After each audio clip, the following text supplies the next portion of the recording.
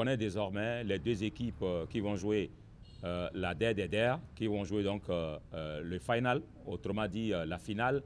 Ça sera donc Coton et donc contre Dadje.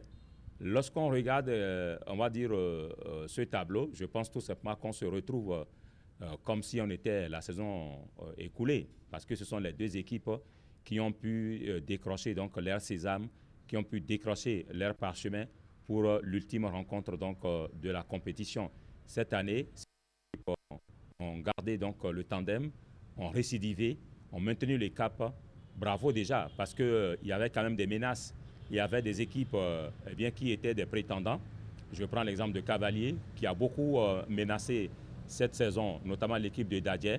Mais les joueurs d'Aplaroué ont quand même su garder la dragée haute, ont su quand même conserver leur manteau de titulaire, leur manteau de favoris et surtout leur manteau d'équipe pouvant bien sûr représenter cette zone-là dans le match final.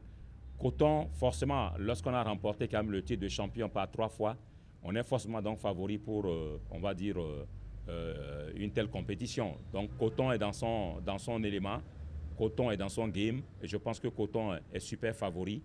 Et on verra un peu comment est-ce que la vraie finale donc, va se diriger, va se passer entre Dadje et donc Coton. Sans nul doute que cette finale sera après-midi disputée.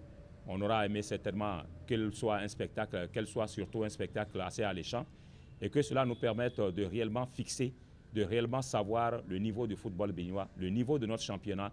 Et je pense que pour évaluer le niveau de ce championnat, ce n'est qu'à travers les deux meilleures équipes.